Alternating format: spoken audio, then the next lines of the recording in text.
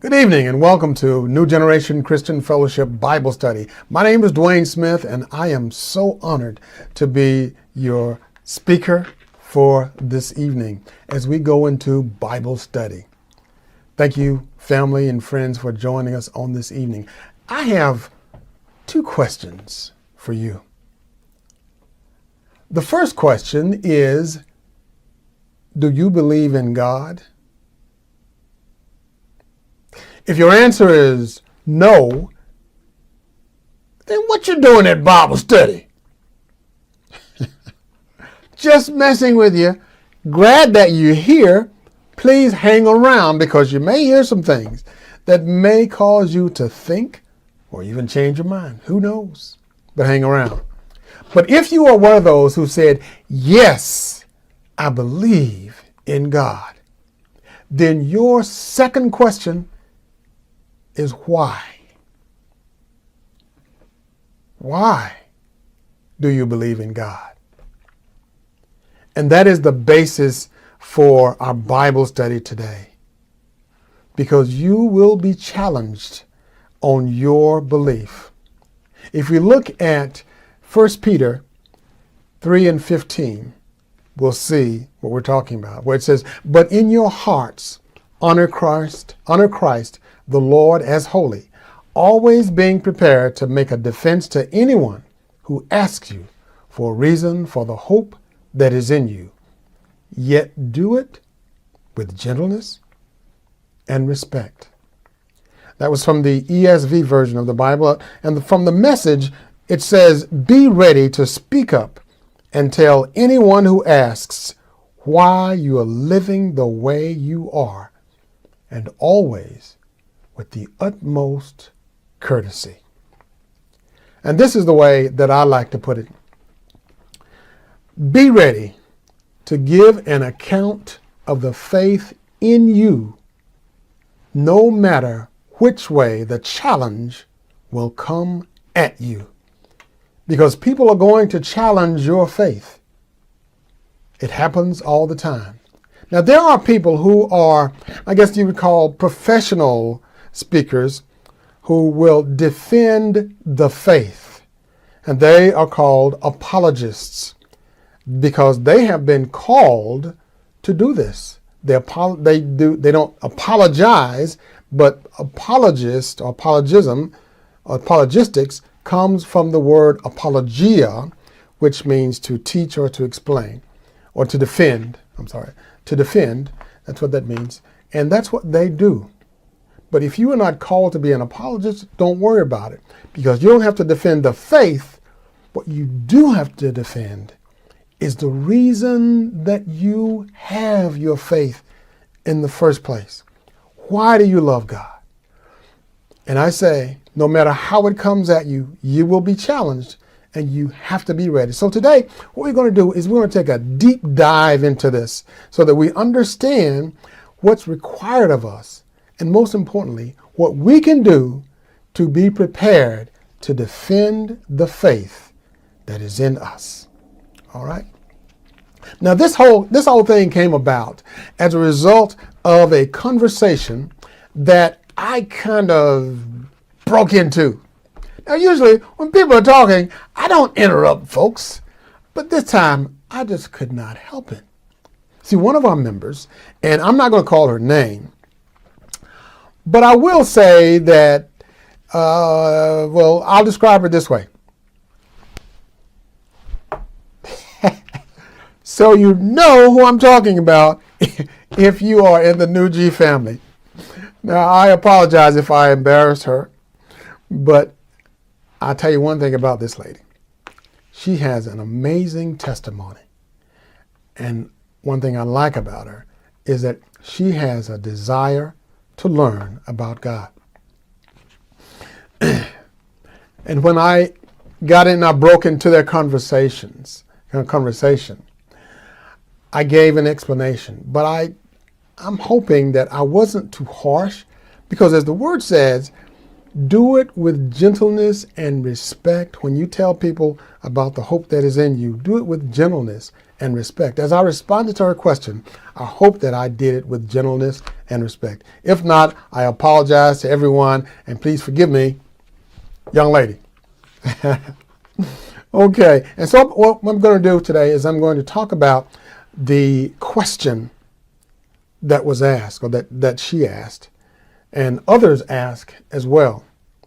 And then we're talking about the story behind the question that she asked, and finally, what we can do to be prepared to answer the questions that will be asked of us that challenge the faith that is in us.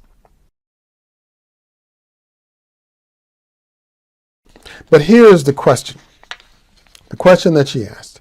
And it says, if Adam and Eve were the first two people that God created, and they had two sons, Cain and Abel. Cain killed Abel. Then he went to another land, married a woman, had children. Here's the question. Who did Cain marry? Was it his sister? Or did God make other people? That's the question. It's an interesting question. It's a good question, kinda. The middle part is really good. The first part and the last part, not so good. Keep in mind that it starts off with the word if. When you're talking about God and what he has done, ain't no if. Yes, it was done. It says if Adam and Eve were the first two people that God created. But if you notice also at the end of the question, it says, did God create other people? If God did it, did God create other people? Well, here's the thing. God did it. He created these people. And from those two, from Adam and Eve, here we are. They brought sin in, and here we are, acting crazy as all get out in 2021. No other people were involved, just the people.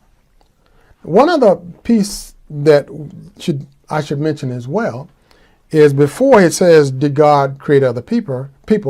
The question was, did he marry his sister? All this helps to put doubt in your mind, because we know that you should not marry within the family.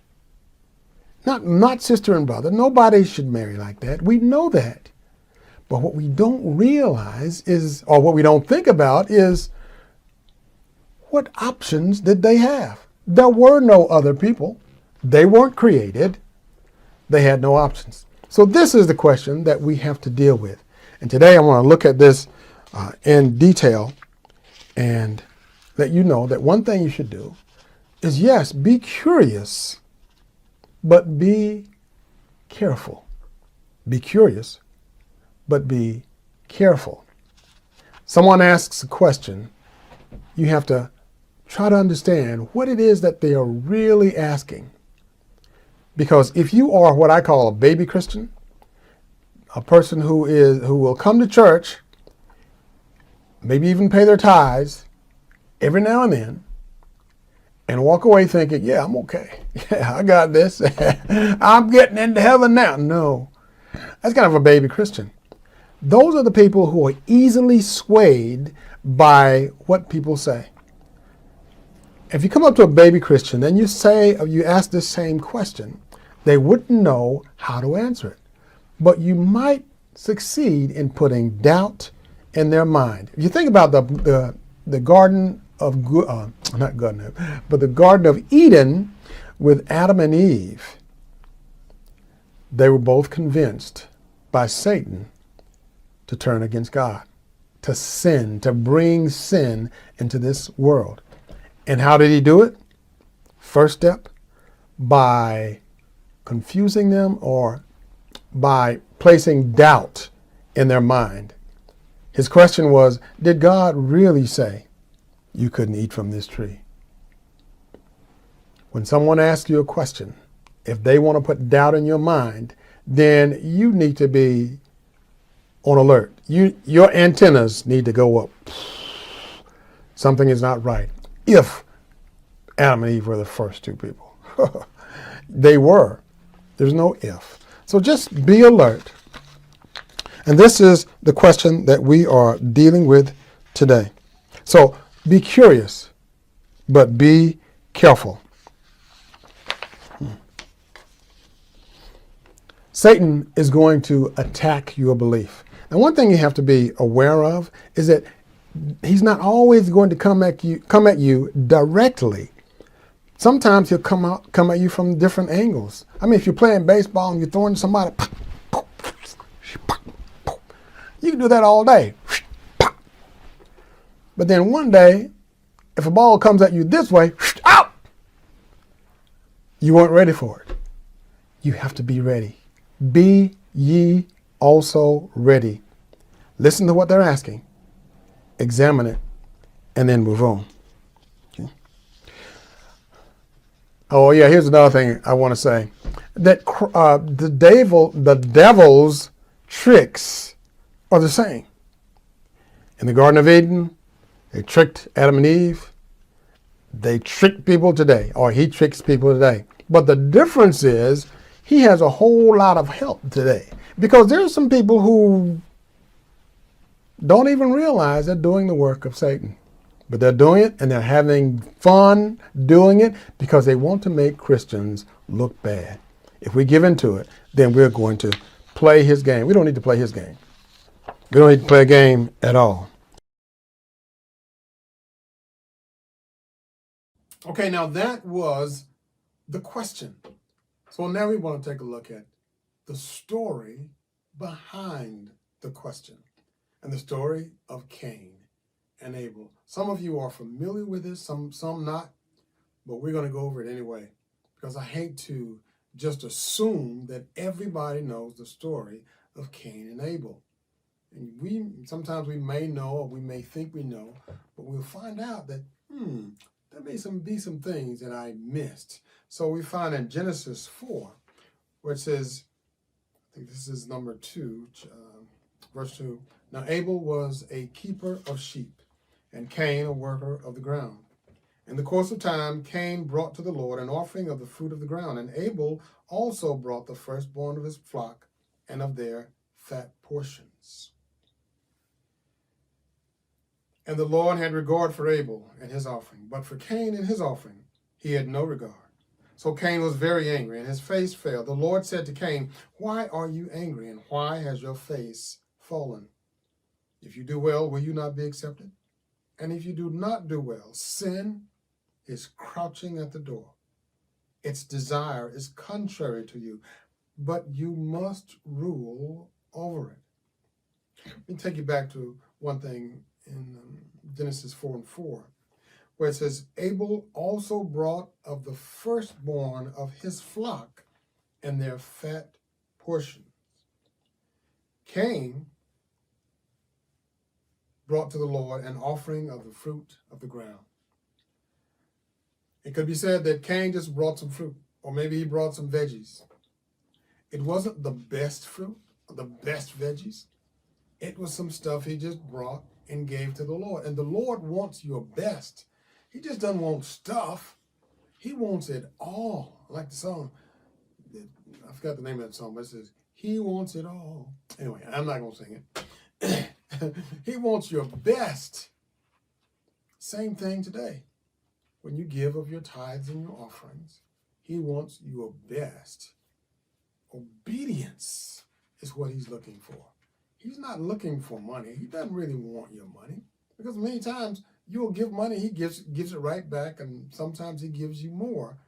But that's not the reason you should give. The reason is because you are being obedient to the Father. And in this case, Abel was not being obedient. Oh, no, sorry. Cain was not being obedient. He just brought some fruit. That wasn't good enough for the Lord. The way we praise and worship Him with our lives sometimes is not good enough. It's just enough to get by. Too often we wonder, why am I still stuck in this rut? Why am I not getting any better? Why isn't my style of living better? Other people around me have good things, and here I am with this stuff. Maybe it's because you're not giving enough yourself. Keep that in mind. So look at number 7. If you do well, will you not be accepted? And if you do not do well, sin is crouching at the door. Its desire is contrary to you, but you must rule over it. I mean, this is awesome, man. God is talking to this human being. We'll never see anything like that in this life. But here He is, talking to him, warning him of what could happen if you allow your emotions, your feelings, to take advantage of you. In verse 8, Cain spoke to Abel, his brother, and when they were in the field, Cain rose up against his brother Abel and killed him. Then the Lord said to Cain, "Where is Abel, your brother?" Cain said, "I do not know. Am I my brother's keeper?" See, this is why God is such a wonderful God. He's such an amazing, beautiful God. He is the only God, the living God. He is who He is. Because had it been me, and I asked this boy, "Where is your brother?" First, he's going to lie to me and say, "I do not know." And then he's going to disrespect me and say, Am I my brother's keeper? Pow! That ball will be flying around the earth to this day. Kids would say, Daddy, what's that going around the earth? What's it in the sky going around and around and around? Oh, that's Cain. Said something you should have said. But thank God, I'm not God. I don't want to be. I'm not nearly as smart as he. I'm not anything. But there he is. He's talking smack to God. Am I my brother's keeper? But God, he was cool. Verse 10, he says, and the Lord said, what have you done? The voice of your brother's blood is crying to me from the ground. And now you are cursed from the ground, which has opened its mouth to receive your brother's blood from your hand. When you work the ground, it shall no longer yield to you its strength. You shall be a fugitive and a wanderer on the earth. Cain said to the Lord, and this is very important, my punishment is greater than I can bear. Son, what do you mean your punishment? You mean your punishment for killing someone? What about the punishment of your mother and father? How do you think they feel right about now? A son that they will no longer be able to speak to again. A son whose offspring they were looking to hold in their laps, to see him grow and become a man, an older man. And yet you have taken that away. And you say this is greater, or your punishment is greater than you can bear. Isn't that like us? We put our own hard times above the Lord. We lie, we cheat, we steal, and we complain about the punishment is just too hard. When you read the Bible, you need to put yourself in the Bible. Verse 14 says, behold, you have driven me today away from the ground, and from your face I shall be hidden. And this is Cain. I shall be a future and a wanderer on the earth, and whoever finds me will kill me. Then the Lord said to him, not so. God still loves him, even though he did something terrible. He still loves him. He said, if anyone kills Cain, vengeance shall be taken on him sevenfold. And the Lord put a mark on Cain, lest any who found him should attack him. Then Cain went away from the presence of the Lord and settled in the land of Nod, east of Eden. Now here's the part, verse 17. Cain knew his wife, and she conceived and bore Enoch.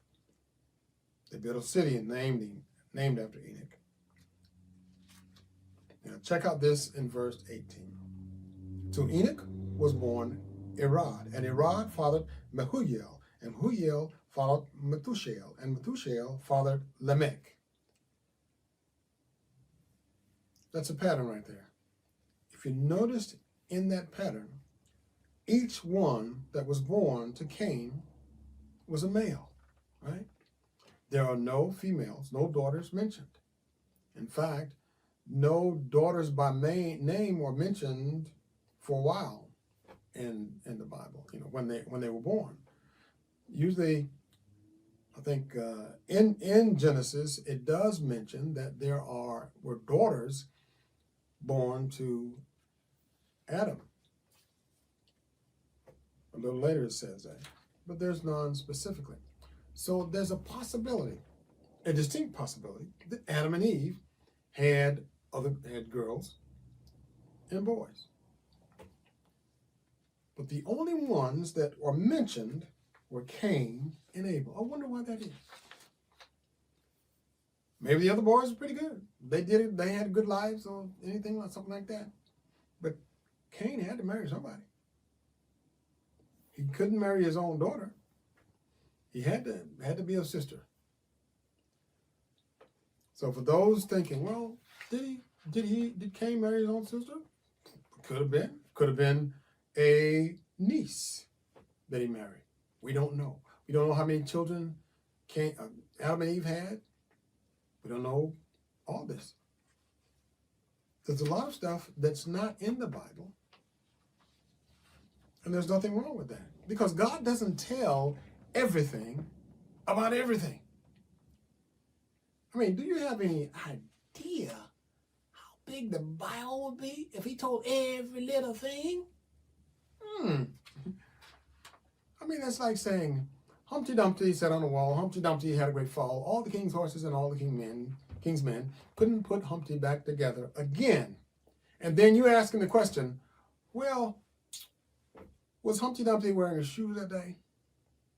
Or was Humpty having suicidal thoughts? Was it a sunny day? I mean, who cares about this stuff? That's not important, right? And just as it's not important about some of the questions that people ask. If it's not important, it's not going to be in there. What you have is we have too many people who are too concerned about what's not in the Bible and too cavalier about what is in the Bible. If we could somehow turn that around, man, what a wonderful world this would be. If we were so concerned about what's in the Bible, man, we wouldn't have half the junk. We wouldn't have 99% of the junk that's on TV these days.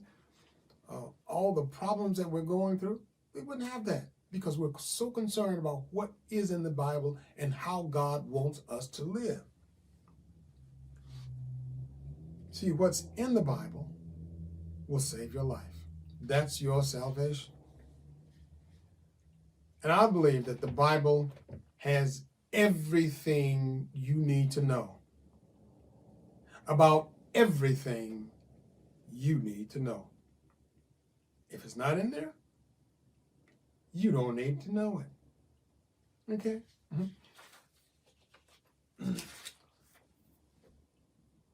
We put too much emphasis on what's not in there.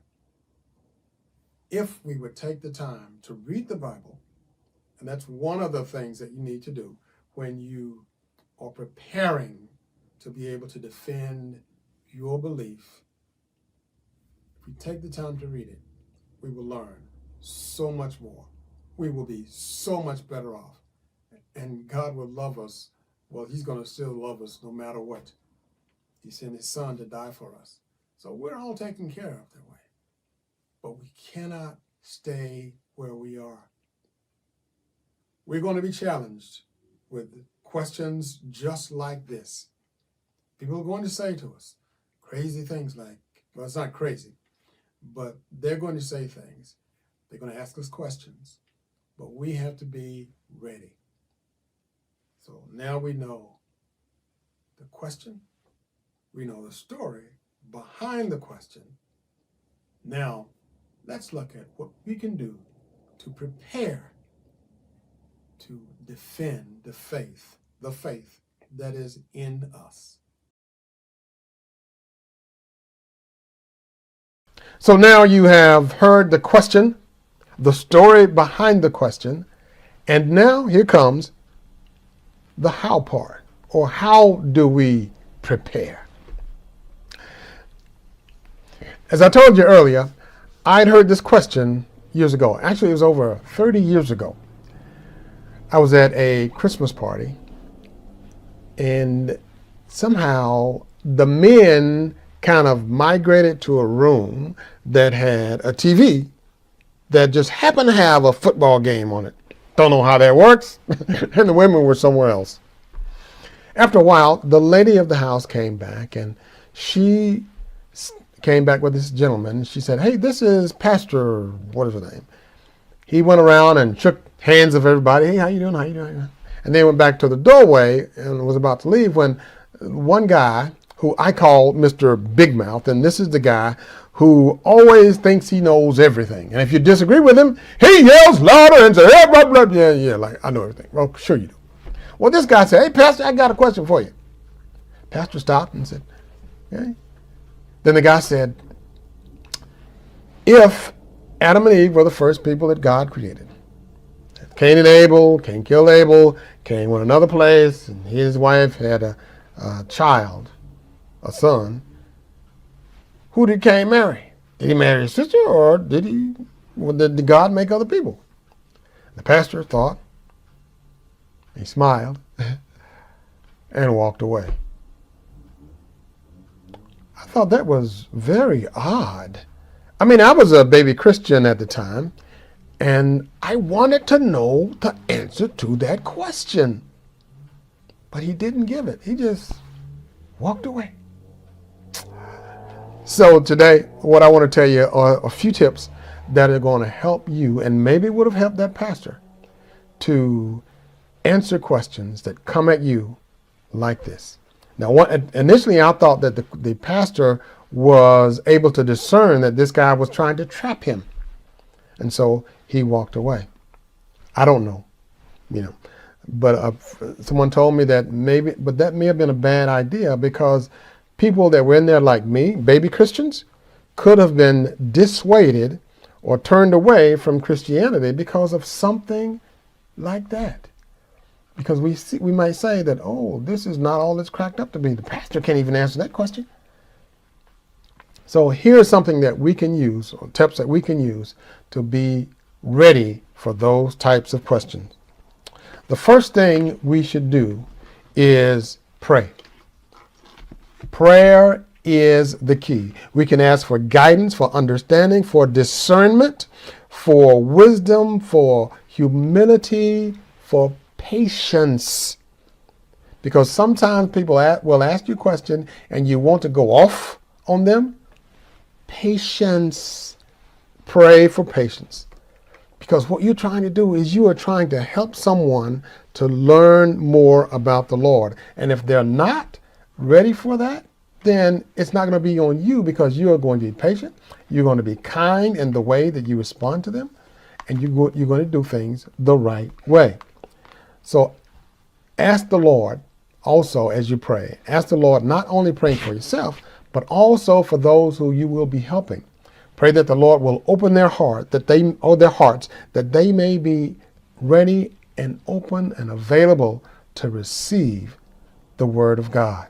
So pray. The next thing is to read and study the Bible. I mean, how can you do anything if you don't use the basic tools? And this, my friend, is the basic tool. This is the advanced tool. This is this is all in one tool. Whatever you want in here, it's in there. Know this. Well, you don't have to know it, but read it, learn it, study it. Read the Bible. We can't defend the faith that is in us if we are not familiar with this tool. So read it daily if you can, but read it and read it and read it. And also remember that reading the Bible is not a one-time thing. It's not every now and then. It's a lifetime thing. Read it as often as possible. Your personal testimony. I know that the lady at the church who asked the question was not trying to trap anybody, because she was trying to honestly learn the truth. It was something that she was curious about, and she wanted to understand it better. And so she asked that question. But some people will try to trap you. And the best way to show them or defend the faith that is in you is to use your own personal testimony. Nobody has that but you. Now, when they ask you the question, you may not know the answer, but here's what you can say. You can say, well, I don't know the answer to that question, but I can tell you this. I can tell you how the Lord has saved me. I can tell you how the Lord has set me free. I can tell you how the Lord is making me to be the best me I can be. Now that's what I can tell you. I can tell you also that if the information or the question that you're asking is a question that is going to help you to become a better Christian or a Christian, or it's going to help you to help somebody else to become a Christian or a better Christian. And if that's the case, then I will eagerly find out the answer for you. I will talk to people. I will research it. If that's what it's going to do, then yes. Otherwise, I don't know if I should pursue this. Okay? So what I'm saying is to question the questioner, because they're going to ask something. Again, they're trying to trap you up. And what you say is, well, I can't answer that question. But if it's something that's going to bring you closer to God or bring others closer to God, then I will find it. I will eagerly, enthusiastically find the answer to your question. Now, if they back off, then you know they were trying to trap you. Also, listen to good teachers. We have a boatload of teachers, prophets, pastors, preachers, all the above. And it's all free. It's on television. It's in telephone apps. It's all over the place. All we have to do is listen. My goodness, I was looking up some information the other day about the number of hours we spend each day on our phones, on social media, talking to people, sitting in front of TV, watching TV shows. All this time, I mean, that's a bunch of hours per day that we spend doing nothing that's important, nothing that's going to be around for eternity, and yet the one thing that will be around for eternity is God's Word and God Himself. If we're going to be with Him, we need to prepare to be with Him. We need to prepare ourselves. And one way to do that is listening to teachers and following what they say. I mean, that's what it's all about. Again, the lady who asked the question, she is one who always asks for CDs or DVDs, and she's always on Facebook when we do our Facebook live shows. She's always there. And she's such a great example of people. And you know who she is. So I would follow that example. But we have other people who do it as well. She's just one of the many who do this. So take these tips, use these tips, and you can be ready when the question is asked, no matter what that question is, no matter how that question comes to you. So you've heard the question, you've heard the story, you heard the story behind the question, and how to prepare to give an answer to those who ask you about the faith that is in you. So now I'm going to ask the same question right now that I asked at the very beginning. Do you believe in God? If your answer is yes, why do you believe in God? Why? Be ready. If I see you and I ask you, I want you to be ready. Give me an answer. Listen to the tips that we talked about today and apply it to your life. God bless you. Have an awesome day from New G.